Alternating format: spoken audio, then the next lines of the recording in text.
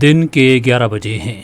السلام علیکم، یہ ریڈیو پاکستان ہے۔ عبدالقدیر سے خبریں سنیے۔ اہم خبروں کا خلاصہ۔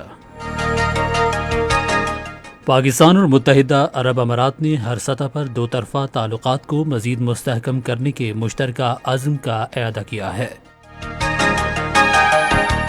وزیر اعظم نے عوام کو ریلیف کی فراہمی کے لیے پیٹرولیم مصنوعات کی قیمتوں میں اضافہ کرنے کی تجویز مسترد کر دی ہے۔ وزیر خارجہ کل امریکہ روانہ ہو رہے ہیں، جہاں وہ نیو یارک میں عالمی تحفظ خوراک کے بارے میں وزارتی سطح کے اجلاس میں پاکستانی وفد کی قیادت کریں گے، جو بدھ کو ہوگا۔ اور سویڈن اور فن لینڈ نے نیٹو کی رکنیت کے لیے درخواست دینے کی تصدیق کی ہے۔ اور اب خبریں تفصیل کے ساتھ۔ پاکستان اور متحدہ عرب امارات نے ہر سطح پر دو طرفہ تعلقات مزید مستحکم کرنے کے مشترکہ عزم کا اعادہ کیا ہے۔ یہ اتفاق رائے ابوظہبی میں ایک تعزیتی ریفرنس کے دوران ہوا، جس میں وزیر اعظم شہباز شریف نے صدر شیخ محمد بن زیاد ال نہیان کے ساتھ مرحوم شیخ خلیفہ بن زیاد ال نہیان کے انتقال پر تعزیت کی۔ شاہی خاندان کے دوسرے اراکین بھی تعزیتی ریفرنس میں موجود تھے۔ شہباز شریف نے متحدہ عرب امارات کے نئے صدر کی ذمہ داریاں سنبھالنے پر شیخ محمد بن زیاد ال نہیان کے لیے اپنی نیک خواہشات کا اظہار کیا۔ انہوں نے اعتماد ظاہر کیا کہ نومنتخب صدر آنے والے برسوں میں متحدہ عرب امارات کو ترقی اور خوشحالی کی نئی بلندیوں پر لے جائیں گے۔ شیخ محمد بن زیاد نے دکھ کی اس گھڑی میں اظہار یکجہتی کرنے پر وزیر اعظم اور پاکستانی عوام کا شکریہ ادا کیا۔ حکومت نے ملک میں پیٹرولیم مصنوعات کی قیمتیں نہ بڑھانے کا فیصلہ کیا ہے۔ وزیر خزانہ مفتاح اسماعیل نے اسلام آباد میں ایک پریس کانفرنس سے خطاب کرتے ہوئے کہا کہ حکومت فی الحال پیٹرولیم مصنوعات کی قیمتیں بڑھانے کا کوئی ارادہ نہیں رکھتی۔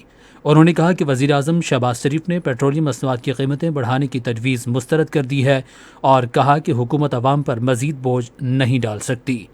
تاہم بعد میں وزیر خزانہ نے اپنے سرکاری اکاؤنٹ سے ایک ٹویٹ میں کہا کہ پیٹرولیم مصنوعات کی قیمتیں برقرار رکھنے کے فیصلے پر بدلتے حالات اور بین الاقوامی سطح پر تیل کی قیمتوں کے باعث نظر ثانی کی جا سکتی ہے۔ انہوں نے کہا کہ سعودی عرب سمیت دوست ممالک نے پاکستان کو اقتصادی تعاون کا یقین دلایا ہے اور قرضوں کی ادائیگی کی مدت میں توسیع کے لیے مذاکرات جاری ہیں۔ انہوں نے کہا کہ سعودی عرب نے اس سال دسمبر سے قرضوں کی مدت میں توسیع کا وعدہ کیا ہے اور مذاکرات پر بھی اتفاق کیا ہے۔ وزیر خارجہ بلاول بھٹو زرداری کل امریکہ کے لیے روانہ ہوں گے، جہاں وہ نیو یارک میں عالمی تحفظ خوراک کے بارے میں وزارتی سطح کے اجلاس میں پاکستانی وفد کی قیادت کریں گے، جو بدھ کو ہوگا۔ یہ اجلاس امریکی وزیر خارجہ نے طلب کیا ہے، جس کا مقصد روس کے یوکرین پر حملے کے تناظر میں دنیا بھر میں خوراک کی قیمتوں میں اضافے کا حل تلاش کرنا ہے۔ سفارتی ذرائع کے مطابق اجلاس میں فوری انسانی ضروریات کا جائزہ لیا جائے گا اور مستقبل میں ایسی صورتحال سے نمٹنے کے اقدامات کی نشاندہی کی جائے گی۔ وزارتی اجلاس کے بعد اگلے دن اقوام متحدہ کی سلامتی کونسل میں تنازع اور غذائی تحفظ کے موضوع پر ایک مباحثہ ہوگا۔ وزیر خارجہ بلاول بھٹو زرداری اپنے دورے کے موقع پر اقوام متحدہ کے سیکرٹری جنرل انتونیو گوتریس، اقوام متحدہ کی جنرل اسمبلی کے صدر عبداللہ شاہد اور اپنے ہم منصبوں سے دو طرفہ ملاقاتیں بھی کریں گے۔ رواں سال 31,200 افراد سرکاری اسکیم اور 1,000 خصوصی کوٹے پر فریضہ حج ادا کریں گے۔ یہ اعلان وزارت مذہبی امور اور بین المذاہب ہم آہنگی کے تحت اسلام آباد میں حج کے لیے قرعہ اندازی کے بعد کیا گیا۔ بعد میں ایک نیوز کانفرنس سے خطاب کرتے ہوئے وزیر مواصلات مولانا اسد محمود نے کہا کہ پاکستان کو سعودی عرب کی جانب سے 81,132 افراد کا حج کوٹا دیا گیا، جس میں سے 60% سرکاری اور 40% پرائیویٹ حج کوٹا ہے۔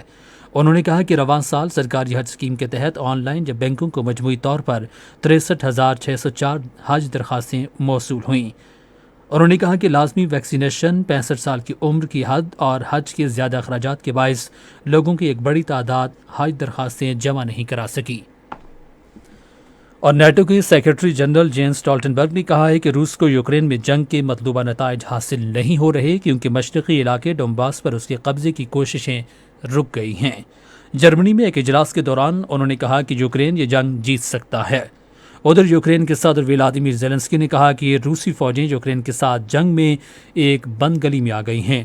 اپنے رات کے وقت معمول کے خطاب میں انہوں نے کہا کہ وہ وقت جلد آئے گا جب یوکرین کے عوام روس کو حقیقت تسلیم کرنے پر مجبور کر دیں گے۔ ادھر سویڈن اور فن لینڈ نے اس بات کی تصدیق کی ہے کہ وہ نیٹو کی رکنیت کے لیے درخواست دیں گے۔ اسی کے ساتھ خبریں ختم ہوئیں۔ مزید خبروں اور تجزیوں کے لیے ہماری ویب سائٹ ہے radio.gov.pk اور فیس بک کے link radio Pakistan news official پر براہ راست ویڈیو سٹریمنگ بھی ملاحظہ کیجیے۔